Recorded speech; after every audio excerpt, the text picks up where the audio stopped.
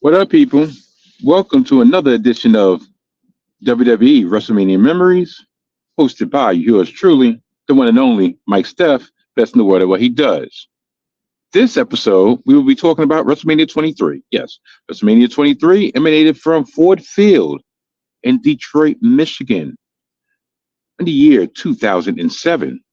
The matches that I can remember, you had the main event, which whatever. It was John Cena defending his championship against the Heartbreak Kid, Shawn Michaels. Yes, I know. In 2007, yes, because the original opponent for John Cena was Triple H. But guess what? He tore a quad, not once again, but once again earlier that year. So, in the sake of keeping everything all in the family, all in the clique, you had HBK take his place. Then we had the first of, should I say, uh, more than a handful of consecutive Undertaker classics at the showcase of Immortals. Undertaker put his streak on the line against the world heavyweight champion, who once again was the Animal Batista, in a very underrated match, and a match that a lot of people thought was going to be plotting, but dare I say, stole the show. Then we had the quote unquote Battle of the Millionaires, which is very apropos today as I'm recording this. We had Bobby Lashley, ECW champion Bobby Lashley, versus Umaga, the Ugandan savage. But they were proxies, they were pawns in the battle between the billionaires of Vince McMahon and Donald Trump. Yes. The winner, or should I say the loser in this match, would have to get their hair cut. And that begot us the menace known as Durag Vince McMahon. Yes, him losing, or should I say Umaga losing that match to Bobby Lashley, who is a proxy for Donald Trump. Go figure. Almost 20 years later, and Donald Trump was using a black man to keep his hair, a black man to fight his battles. And of all black men, Bobby Lashley. I think he called him Bobby Lindsay. But yeah, Bobby Lashley. Anyway, so Bobby Lashley won. And because Vince McMahon had to get his hair cut, that bouffant was cut off for the first time ever, Vince lost his mind, lost his cotton picking mind. Yeah, I said it. And he was set on revenge, on gaining revenge against Bobby Lashley. So much so that he went to ECW and he said, you know what? I created ECW, or should I say I brought back ECW from the dead, and I'm going to kill ECW, but not before I become ECW champion. Which I believe he actually did in a certain way, didn't he? See, this is where my memories get hazy, because this is around the time that I was getting a little bored of wrestling, because WWE was the only game in town besides TNA. And TNA was putting up bangers, but, Kurt Angle, Samoa Joe, AJ Styles. Yeah, but once again, I'm a WWE head, true and true, or what have you. So Vince lost his mind. And to cover his bald head, he walked around with a do-rag. Yes, I said a do-rag on his head.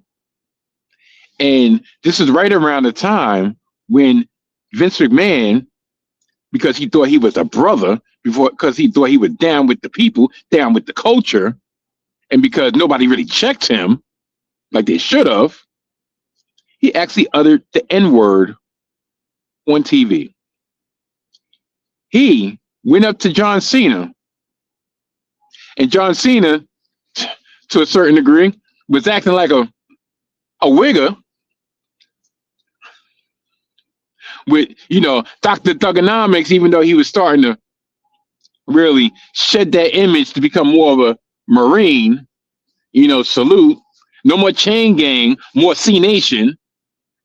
But yeah, so Vince McMahon went up to John Cena and said, "What up, my nigga?" In front of Booker T. Of not King Booker, Booker T. And after he said this and walked off, because he's supposed to be delusional, he's supposed to be just out of his mind, so he's supposed to get a pass for that. Booker T looked at his wife Charmel and said, tell me I just did not see that." And that was the end of the skit. We had, like I said, we had HBK falling short of his championship dreams in the main event. We had Mr.